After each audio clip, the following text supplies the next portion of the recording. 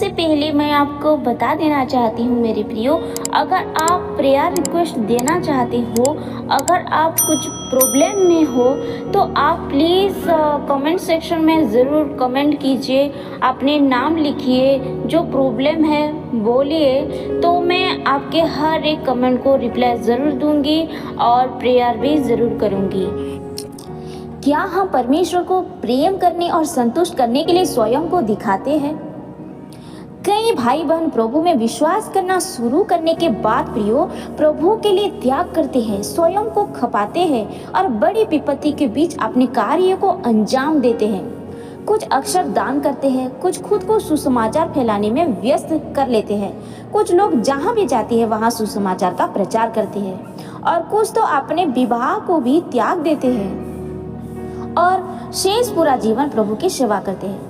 कई भाई बहनों का मानना है कि यह आत्मा और सच्चाई से परमेश्वर की आराधना है, लेकिन क्या हमने कभी यह सोचा है कि हम इस कीमत का भुगतान क्या प्रभु को प्यार और संतुष्ट करने के लिए करते हैं? यदि हम इसके बारे में ध्यान से सोचें तो भले ही हम प्रभु के लिए काम करते हैं और सुसमाचार का प्रचार करते हैं, लेकिन फिर भी कभी कभी हम दूसरों का सम्मान समर्थन पाने के लिए और अपने पद एवं छवि को स्थापित करने के लिए बाइबल का प्रतिपादन करने के माध्यम से स्वयं का दिखावा करते हैं, खुद की गवाही देते हैं। हालांकि कुछ भाई बहन त्याग करते हैं, खुद को खपाते हैं, मेहनत और काम करते हैं, लेकिन फिर भी उनमें बहुत सी अशुद्धियाँ होती है। मैं ये नहीं कह रही हूँ कि वो लोग गलत कर रहे हैं, मैं ये कहने की कोशिश कर रही हूँ प्रियो, हमें पता भी नहीं होता है कि हम कुछ गलत कर रहे हैं, कर तो रहते हैं परमेश्वर के काम, लेकिन कुछ ऐसा भी होता है कि हम मन ही मन चाहते हैं कि लोग हमें सम्मान करें और हमारे स्वार्थ के लिए कुछ काम भी कर लेते हैं और हमें भी नहीं पता होता है, हमें पता नहीं होता है कि हमारे बीच में भी अशुद्धियाँ होती है। वे पुरस्कार और मुकुट हासिल करने के लिए ये काम करती है और इसीलिए करते हैं ताकि वे स्वर्गीय राज्य के आशीष का आनंद ले सके। हम देख सकते हैं कि हम कीमत चुकाते हैं और खुद को खपाते हैं, लेकिन यह परमेश्वर के बोझ के प्रति विचारशील होने और परमेश्वर की इच्छा को संतुष्ट करने के लिए सच्चे दिल से नहीं किया जाता, बल्कि हमारा काम करना, सुसमाचार का प्रचार करना, चीज़ों को त्याग देना और स्वयं को खपाना हमारे अपने स्वार्थी इच्छाओं की पूर्ति के लिए होता है।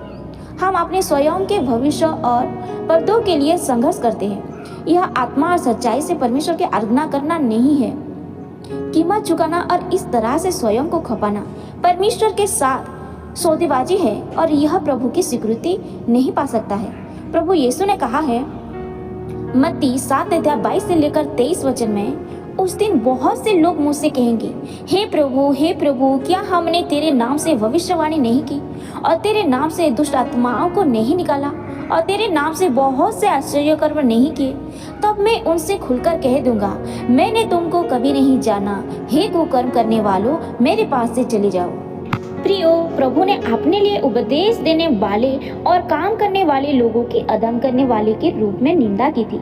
ऐसा इसलिए था प्रियो, क्योंकि वे आत्मा और सच्चाई से परमेश्वर की आराधना नहीं करते थे, ना ही वे परमेश्वर के लिए ईमानदारी से खुद को खपाया करते थे। इसके बजाय वे पुरस्कार और आशीष के बदले में प्रभु के लिए काम करना चाहते थे। वे अपने स्वयं के अंतिम गंतव्यों के साथ प्रसिद्ध, दौलत पाना, हैसियत पाना, इसीलिए संघर्ष प्रयास करते थे। न केवल उन्होंने अपने द्वारा भुगतान की गई कीमत से प्रभु की स्वीकृति नहीं पाई, बल्कि इसके विपरीत प्रियो उन्हें प्रभु द्वारा निंदा भी मिली। उदाहरण के लिए हम ले लेते हैं फरीसियों को। पीढ़ियों तक प्रियो फरीसियों लोग ने पवित्र शास्त्रों को पढ़ा और हर मौसम में यहोवा परमेश्वर की आराधना करने के लिए मंदिर गए। उन्होंने यहोवा के सुसमाचार को फैलाने के लिए भूमि और समुद्र की यात्रा की। उन्होंने अपने परिवारों और व्यवसायों को त्याग कर स्वयं को खपाया और बहुत पीड़ा भोगी, लेकिन उन्होंने कुछ भी परमेश्वर को प्यार करने या परमेश्वर को संतुष्ट करने के लिए नहीं किया प्रियो, बल्कि अपने स्वयं के पदों और आजीविका के लिए किया। जब प्रियो प्रभु यीशु अपने कार्यों को करने के लिए आए तो फरीसी लोग क्या किए? अच्छी तरह से जानते थे कि प्रभु यीशु के कार्यों और वचनों में अधिकार और सामर्थ है और यह सब परमेश्वर की ओर से आया है। फिर भी उन्होंने बिल्कुल इसकी खोज या जांच नहीं की। इसके बजाय उन्होंने अपनी आराधनाओं और कल्पनाओं के अनुसार प्रभु को परिभाषित कर दिया, यहाँ मानते हुए कि एक व्यक्ति जिसे मसीहा नहीं कहा जाता संभवतः वह परमेश्वर नहीं हो सकता। विशेष रूप से जब उन्होंने प्रभु यीशु का अनुसरण करने वाले आम लोगों की बढ़ती संख्या को देखा तो वे डर गए कि अब कोई भी उनका अनुसरण नहीं करेगा। इससे क्या होगा? फरीसी लोगों का बहुत नुकसान हो जाता। उनके पद की चिंता थी उन लोगों को, है ना। इसीलिए प्रियो, उन्होंने प्रभु यीशु पर हमला करने, उनकी आलोचना करने, निंदा करने, तिरस्कार करने का कोई मौका नहीं गवाया जब तक कि उन्होंने अंत में उनको सूली पर नहीं चढ़ा दिया। इससे हम देख सकते हैं प्रियो कि फरीसियों ने आत्मा और सच्चाई से परमेश्वर की आराधना नहीं की। अगर वो करते आत्मा और सच्चाई से प्रभु की आराधना, परमेश्वर की आराधना, तो यीशु मसीह को जरूर पहचानते। वो पवित्र शास्त्र पढ़े थे, सब कुछ पता था उन लोगों को, लेकिन फिर भी उनके पद के डर से कुछ छीन ना जाए, लोग उनको भूल ना जाए, इसीलिए प्रियो उन्होंने प्रभु यीशु मसीह को इग्नोर किए और सूली पर चढ़ा दिया। तो क्या ये परमेश्वर की सच्चा आराधना था प्रियो? नहीं। वे बाहर से पवित्र तो दिखाई देते थे प्रियो, लेकिन उनका सार कपटी और पाखंडी था। और इसलिए प्रभु यीशु ने उन्हें यह कहते हुए पटका कर लगाई, हे कपटी शास्त्रियों और फरीसियों, तुम पर हाय। मत्ती 23:13 में यह लिखा है प्रियो। मत्ती 22:37 में यह लिखा है, प्रभु यीशु ने कहा, तो परमेश्वर अपने प्रभु से अपने सारे मन और सारे प्राण और अपनी सारी बुद्धि के साथ प्रेम रख। प्रभु ने ऐसा नहीं कहा प्रियो कि तू अपने स्वार्थ के लिए या फिर कुछ हासिल करने के लिए तू मुझे प्रेम कर। प्रभु ने कहा सारे मन, सारे प्राण, सारे बुद्धि के साथ मुझे प्रेम कर। परमेश्वर की अपेक्षा है कि हमसे प्रियो कि उनके प्रति प्रेम रखें। और जब हम परमेश्वर के लिए स्वयं को खपाए और अपने आप को परमेश्वर के लिए काम करने के लिए व्यस्त करें, तब यह परमेश्वर से प्रेम करने और परमेश्वर को संतुष्ट करने के नींव पर किया जाना चाहिए।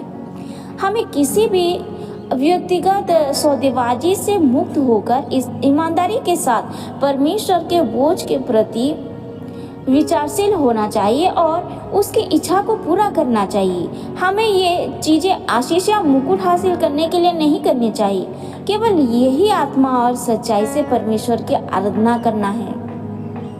उदाहरण के लिए हम पतरस को ले लेते हैं। प्रभु यीशु के पुनर्जीवित होने के बाद प्रियो उन्होंने पतरस से 3 बार पूछा, हे शिमोन यूहन्ना के पुत्र, क्या तू मुझसे प्रेम रखता है? मेरी भेड़ों की रखवाली कर। यूहन्ना 21:16 में यह लिखा है, परमेश्वर ने पतरस को 3 बार पूछा कि हे शिमोन यूहन्ना के पुत्र, क्या तुम मुझसे प्रेम रखता है? मेरे भेड़ों की रखवाली कर। प्रभु के प्रश्न से पतरस ने उनकी अपेक्षाओं को और उन्होंने उसे जो कार्य सौंपा था उसे समझ लिया प्रियो। परमेश्वर को प्यार करने और संतुष्ट करने वाला व्यक्ति बनने का प्रयास करना, परमेश्वर के भेड़ों को खिलाने के लिए अपनी पूरी शक्ति लगा देना और परमेश्वर के आदेश को पूरा करना। प्रभु ने जिस कार्य को पतरस को सौंपा था उसे उन्होंने अपने दिल पर ले लिया प्रियो, और अपने बाद के कार्यों में उसने अपने दिल और आत्मा से परमेश्वर को कहीं अधिक प्यार और संतुष्ट करने का प्रयास किया। उसने हर देश में प्रभु के सुसमाचार को फैलाया। उसने प्रभु के वचनों और इच्छा की अधिक से अधिक लोगों के सामने गवाही दी। अपने काम में उसने हर तरह से प्रभु को ऊंचा उठाया, उनकी गवाही दी। उसने जो सत्य समझा था उसे इस्तेमाल कर अपने भाई बहनों का नेतृत्व किया। वह उन सभी को प्रभु के सामने लाया और उन्हें प्रभु का हर चीज से ज्यादा सम्मान करना सिखाया। इसके अलावा जब पतरस को पीड़ा और विपत्ति का सामना करना पड़ा तो वह मृत्यु से भी प्रभु के प्रति निष्ठा की शपथ लेने में सक्षम हुआ। इस प्रकार के अंत में उसने अपना सब कुछ, यहाँ तक कि अपना जीवन भी प्रभु के लिए बलिदान कर दिया। इस प्रकार उन्होंने परमेश्वर के प्रति अपने चरम और प्रेम और मृत्यु तक आज्ञा पालन करने की इच्छा की गवाही दी। पतरस ने आत्मा में और सच्चाई से परमेश्वर की आराधना की। उसने एक ऐसे हृदय के साथ खुद को खपाया जो परमेश्वर से प्रेम करता था और अंत में वह एक ऐसा व्यक्ति बन गया जो प्रभु को प्रसन्न करता था और जिसकी प्रभु प्रशंसा करते थे। जितने भी बातें हम अभी किए प्रियो के हम देख सकते हैं कि यदि हम आत्मा में और सच्चाई से परमेश्वर की आराधना करना चाहते हैं तो हमें परमेश्वर के करीब आने के लिए अपने दिलों का उपयोग करना चाहिए। परमेश्वर के वचनों से उनकी इच्छा और अपेक्षाओं को समझने की खोज करनी चाहिए। अपने दैनिक जीवन में परमेश्वर के वचनों का अभ्यास करना चाहिए और रीति रिवाजों से चिपके नहीं रहना चाहिए। साथ ही हमें बदले में कुछ भी मांगे या कोई शर्त रखे बिना ईमानदारी से परमेश्वर के लिए त्याग करना और खुद को खपाना चाहिए। हमें अपने पूरे दिल और आत्मा से प्रभु को प्यार और संतुष्ट करना चाहिए। इस तरह हम आत्मा में और सच्चाई से परमेश्वर की आराधना कर सकते हैं। केवल इस तरह से अभ्यास करके ही हम सत्य को समझ सकते हैं और अपने जीवन में विकास प्राप्त कर सकते हैं और इसके बाद ही हम स्वयं को खपाते हुए परमेश्वर की स्वीकृति पा सकते हैं। तो लास्ट में कंक्लूजन में ये पहुँचे कि हम जो भी करेंगे हमारे जीवन में सब कुछ प्रभु के लिए करना चाहिए, सब कुछ प्रभु के लिए डेडिकेट होना चाहिए और सब कुछ आत्मा और सच्चाई से करना चाहिए। जो भी हमें करना है हमारे मतलब के लिए या फिर कुछ पाने के लिए नहीं, परंतु दिल से प्रभु के लिए सब कुछ निकलना चाहिए और अपने जीवन में प्रभु के वचन को भी इम्प्लीमेंट करना चाहिए और ऐसे रीति रिवाजों में ना फंसकर ज़्यादातर हम प्रभु के वचन को अपने जीवन में इम्प्लीमेंट करना चाहिए और आराधना और सब कुछ जो भी करते हैं प्रभु के लिए सिर्फ और सिर्फ प्रभु को डेडिकेट होना चाहिए ईमानदारी के साथ।